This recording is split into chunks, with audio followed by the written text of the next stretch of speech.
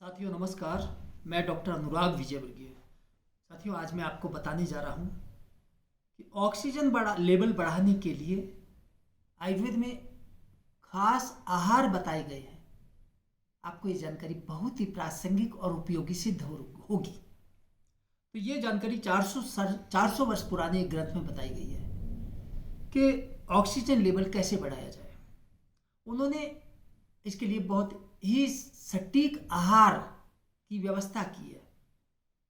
और जैसा कि आप जानते हैं, ऑक्सीजन को आयुर्वेद के ग्रंथों में प्राण वायु नाम से संबोधित किया है। महर्षि शारंगर अपने ग्रंथ में उन्होंने स्पष्ट शब्दों में लिखा है, प्रीणियन प्रीणियन देहम अखिलम जीव्यंच जठरानलम। जो हम ऑक्सीजन लेते हैं उससे हमारे शरीर का अनुप्राणन होता है। हमारा पूरा शरीर को एक एक कोशिका को प्राणवायु मिलती है।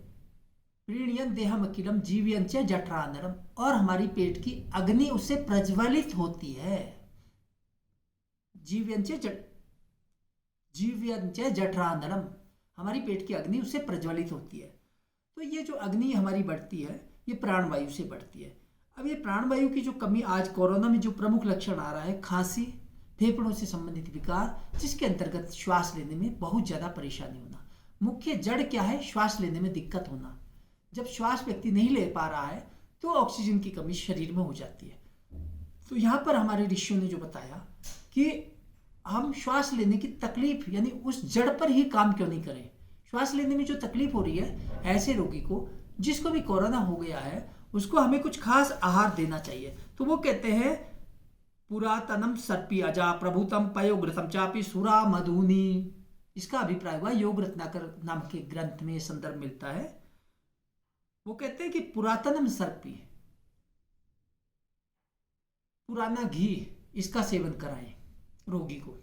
बकरी का दूध देना चाहिए उसको, दिन में 3-4 बार बकरी का दूध। अजा प्रभुतम, अजा कहते हैं बकरी, और बकरी का घी ये भी बहुत लाभकारी बताया गया है।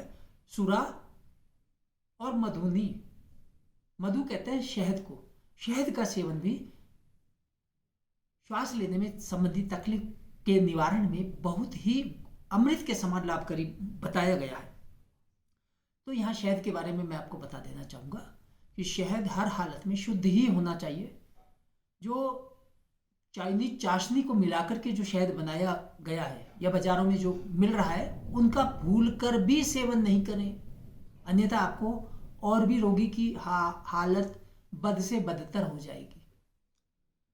आगे ऋषि कहते हैं, पटोल वार्ता करसो न बिंबी जंबीर तंडुलियम वास्तुकम च।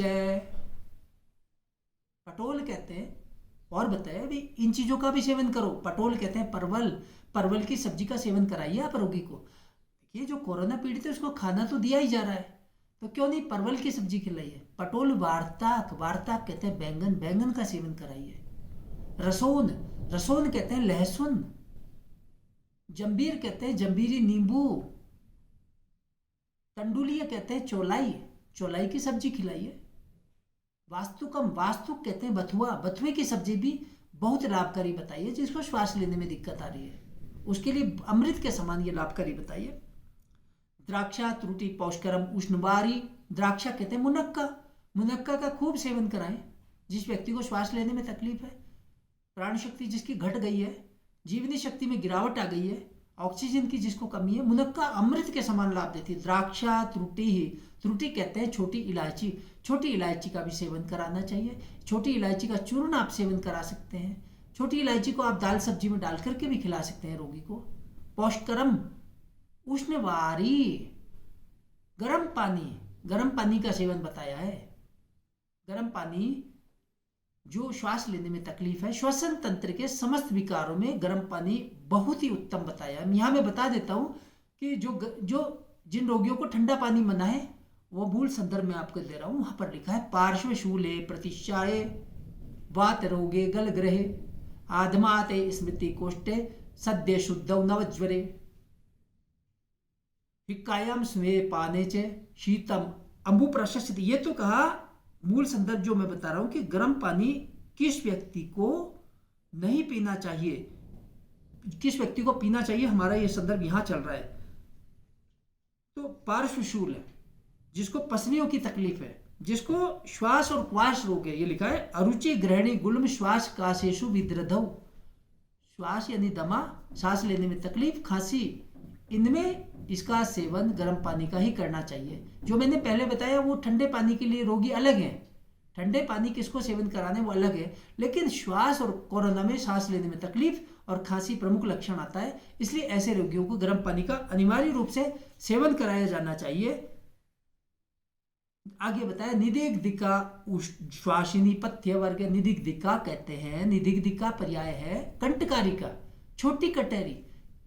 यहां मैं बता दूं कि कटेरी श्वास लेने के संबंधित विकारों में रामबाण औषधि कही गई है, यह च्यवनप्राश में भी डाली जाती है, इसलिए च्यवनप्राश को भी यह कहा है कि उसमें ज्यादातर औषधियां श्वास लेने के संबंधी श्वसन तंत्र के विकारों के लिए अमृत बताई गई है, इसलिए च्यवनप्राश में यह कहा जाता है काश श्वास हरस चैव विशेषेण उपदिश्यते, कि हमने जो च्यवनप्राश का रहस्य बताया है, ऋषि कहते हैं कि यह सबसे पहले खांसी और दमे की महान औषधि है, सबसे पहले श्वसन तंत्र के विकारों को दूर करती है, क्योंकि उसमें कंटकारी डलती है। कंटकारी वही है जिससे बाजारों में कंटकारी अवलेह नाम की औषधि वो भी मिलती है, वो भी दमे की श्वास लेने में तकलीफ की बहुत अच्छी औषध है। तो हमने यह बताया कि परवल, बैंगन और लहसुन का सेवन कराना है। अब मैं आपको ये बता देता हूँ कि ऐसे रोगियों को किन किन चीज़ों के सेवन से बचना चाहिए। तो इसी ग्रंथ में बताया गया है कि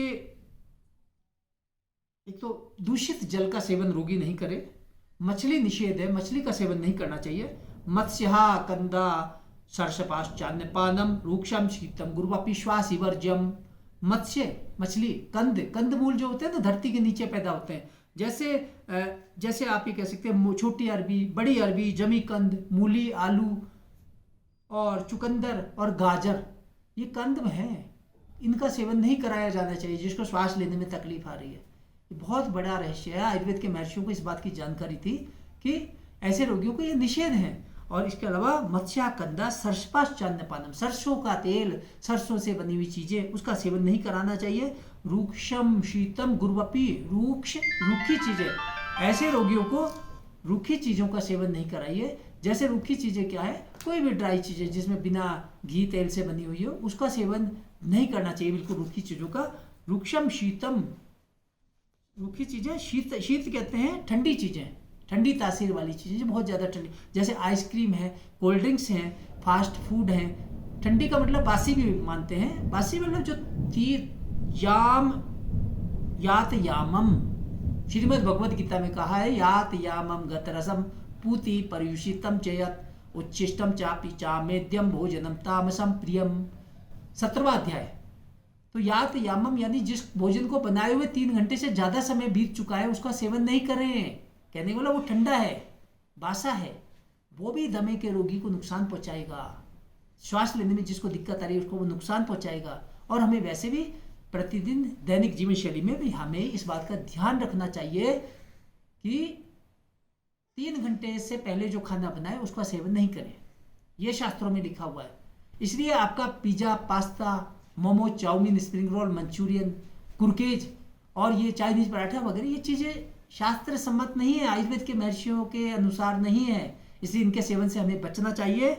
और गुरुवपी श्वासी वर्ज्यम, गुरु चीजों का भी यानी पचने में जो गरिष्ठ है उनका, जैसे मिठाइयाँ, पराठा और दही, इन का भी सेवन करना निषेध बताया गया है। तो साथियों इस विषय में और अधिक जानकारी के लिए आप मेरे द्वारा लिखित एक पुस्तक पढ़ सकते हैं, यह है जीवन शैली के रोग और आयुर्वेद। मैं आपको यहाँ इसका लिंक दे दूंगा, आप इसका स्वाध्याय कर सकते हैं। और आज मैं आपको ये निवेदन करूंगा कि इतना भीषण स्थिति है कोरोना की, इस दौर में मैं आपसे कोई लाइक और सब्सक्राइब नहीं चाहता, केवल इस वीडियो को शेयर कर दें ताकि आज जो है रोग से ग्रस्त और त्रस्त पीड़ित मानवता, उसके कल्याण के लिए मेरा ये वीडियो जनहित में काम आ सके। धन्यवाद।